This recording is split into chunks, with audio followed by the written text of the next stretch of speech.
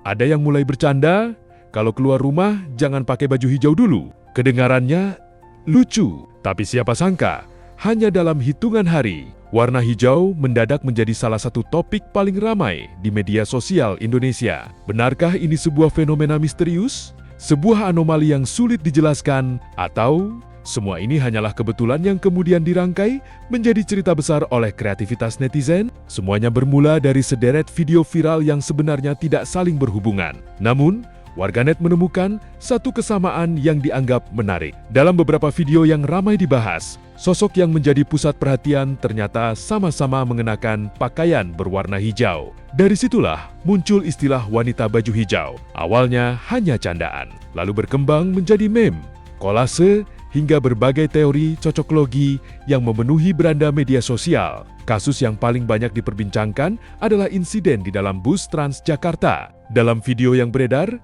seorang penumpang perempuan terlibat adu pendapat dengan seorang ibu berbaju hijau. Perselisihan itu dipicu persoalan kursi yang ternyata bukan merupakan kursi prioritas. Penumpang perempuan menjelaskan bahwa dirinya sedang mengalami sakit kepala sehingga memilih tetap duduk. Namun penjelasan tersebut tidak diterima. Suasana di dalam bus pun memanas dan menjadi perhatian penumpang lain.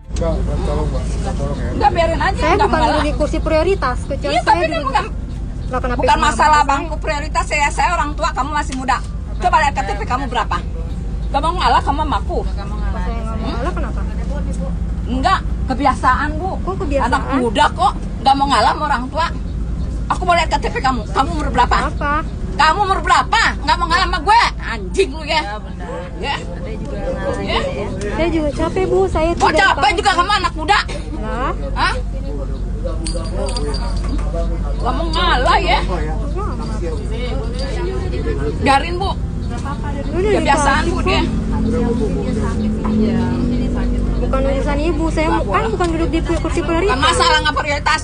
Ibu tahu nggak kalau Masalah misalnya orang lagi nggak enak badan, tahu nggak? Gue nggak mau tahu. Ya udah, saya juga nggak mau tahu ibu. Mau tahu gue. Ya udah. Nggak mau ngalah lu ya. Biarin Bu. Biarin nggak apa-apa. Kuat saya Bu. Diri Bu. Saya masih bisa jalan sana sini. Saya kan tahu empatinya rasanya sama orang tua tuh gimana gitu. Gak ada ini.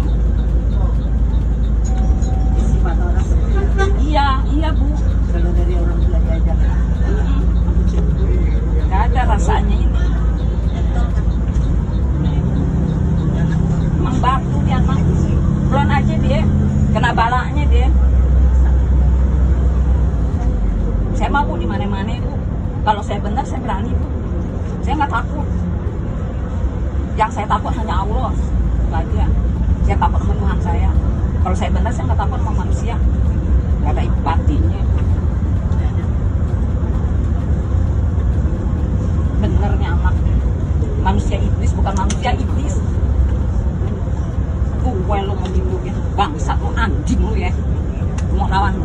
Video itu langsung menyebar luas. Kolom komentar pun dipenuhi perdebatan. Ada yang membela hak penumpang karena kursi tersebut bukan kursi prioritas. Ada pula yang menilai empati tetap diperlukan saat berada di transportasi umum. Namun ternyata, cerita tentang baju hijau tidak berhenti sampai di situ. Tak lama kemudian, kembali viral video perempuan dengan pakaian hijau yang terlihat meluapkan emosi di ruang publik. Mulai dari area eskalator pusat perbelanjaan hingga kembali menjadi sorotan di transportasi umum.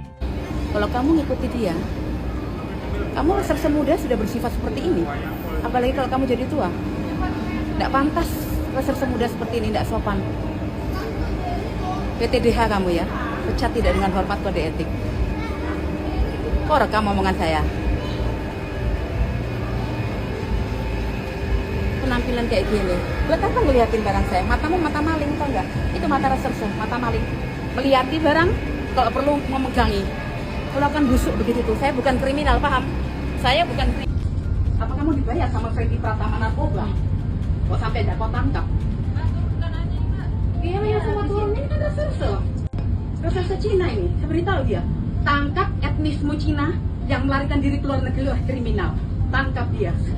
Ya iyalah, Freddy Pratama narkoba. Kenapa bangsat? Freddy Pratama narkoba, tangkap dia. Kenapa dia masih berkeliaran? Karena dia membayar reserse Cina. Makanya nggak ketangkap-tangkap. kebenaran loh Om ya. Saya kebenaran. Kamu bilang bangsat pribumi ini, kamu bilang bangsat. Kamu tinggal di daerah Indonesia.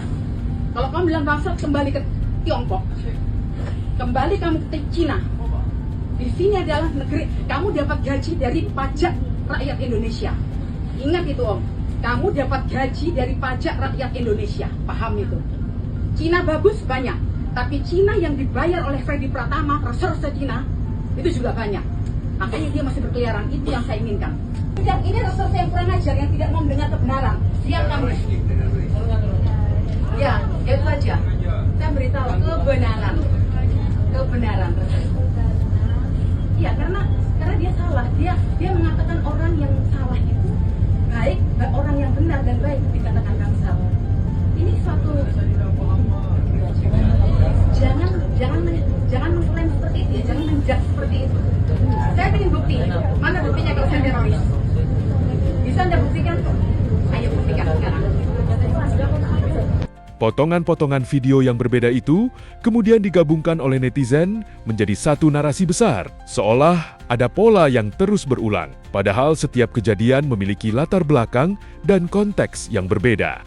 Fenomena ini semakin meluas ketika usulan Menteri Pemberdayaan Perempuan dan Perlindungan Anak mengenai penempatan. Gerbong khusus perempuan di bagian tengah rangkaian kereta ikut menjadi perbincangan. Karena dalam kesempatan tersebut beliau mengenakan busana hijau. Ada evaluasi ke penempatan gerbong wanita yang ada di belakang itu? Iya, tadi kalau tadi kita ngobrol dengan KAI itu kenapa ditaruh di paling depan, paling belakang supaya tidak terjadi rebutan. Tapi dengan peristiwa ini kita mengusulkan kalau bisa yang perempuan itu ditaruh di tengah. Jadi yang laki-laki di ujung, yang ya depan belakang itu laki-laki, jadi yang perempuan di tengah gitu. Tadi sebentar. Tadi kalau gerbong perempuan banyaknya perempuan. Tadi ada yang laki-laki itu karena dia ada di gerbong 3 dan juga ada yang dari Argo Bromo yang kena juga yang perempuan, yang laki-laki. Saya kaget kok korbannya ada yang laki-laki. Oh ternyata mereka ada di gerbong 3 dan ada yang dari Argo. Momen itu pun kembali dimasukkan ke dalam meme wanita baju hijau, meski sama sekali tidak berkaitan dengan berbagai video sebelumnya. Belum selesai sampai di sana, giliran sebuah video di pusat kebugaran atau gym ikut ramai dibahas. Dalam video tersebut, seorang perempuan berbaju hijau tampak kesal karena aktivitas latihannya terganggu oleh orang yang melintas di area pengambilan gambar.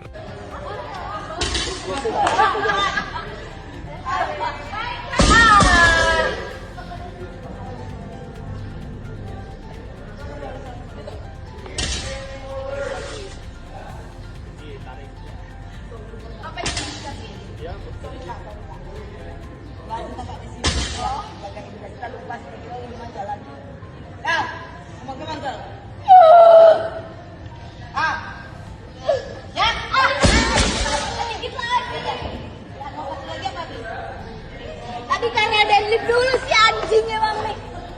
Ngentot.